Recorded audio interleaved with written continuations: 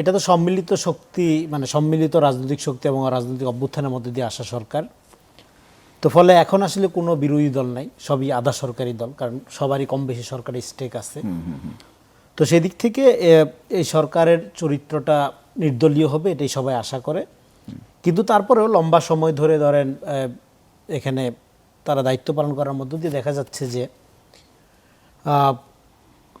প্রত্যেক দলই, বিএনপি একটা অভিযোগ করছে, জামাত করছে, এনসিপি করছে, প্রত্যেকেরই নিরপেক্ষতার ব্যাপারে একটা প্রশ্ন হাজির হয়েছে, মানে উপদেষ্টাদের নিরপেক্ষতার জন্য। দেখেন, নিরপেক্ষতা কথাটা খুব অ্যাবসার্ড, এবং বাংলাদেশে তো এটা খুবই প্রায় অসম্ভব ব্যাপার আর কি। নিরপেক্ষতা, তারপরেও একটা প্রিন্সিপাল যদি না থাকে যে কোন বেসিসে আপনি নিরপেক্ষ। ধরেন এখানে, কারণ উপদেষ্টা পরিষদ গঠনের সময় সমস্ত দলের মতামত আপনি নিয়েছেন, এবং সমস্ত দল যার যার পছন্দ মতো মতামত দিয়েছে বা নাম সাজেস্ট করেছে, সেই অনুযায়ী উপদেষ্টা গঠিত হয়েছে। তার মানে এটা সর্বদলীয় উপদেষ্টা পরিষদ।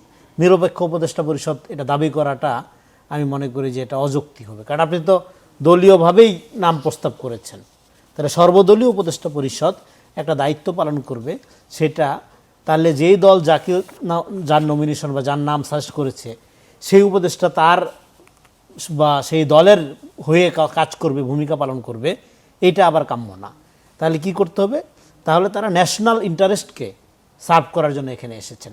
ধরেন বিএনপি যদি কারো নাম প্রস্তাব করে থাকে, জামাত যদি কারো নাম প্রস্তাব করে থাকে, এনসিপির পক্ষ থেকে যদি কেউ গিয়ে থাকে, তারা যেই দায়িত্ব নিচ্ছেন, তারা কেউ আর এনসিপির দায়িত্ব নিচ্ছেন না, জামাতের বা বিএনপির দায়িত্ব নিচ্ছেন না, তারা রাষ্ট্রের দায়িত্ব নিচ্ছেন। এই যে রাষ্ট্রের দায়িত্ব এবং দলের দায়িত্ব, এটা যে আলাদা, এইটা আলাদা করতে পারাটা খুব গুরুত্বপূর্ণ। কিন্তু বাংলাদেশের পলিটিক্যাল কালচার এমনভাবে এটা করে থেকে গেছে, আওয়ামী লীগ, রাষ্ট্র দল সব একাকার হয়ে গেছে, সব পার্টিজান, সবাই পার্টিজান। ফলে এই যে স্ট্রাকচার, লম্বা সময় ধরে যে পার্টিজান চর্চা, এইটার প্রভাব সব জায়গায় পড়ছে। এই কারণে এই প্রশ্নগুলো উঠছে।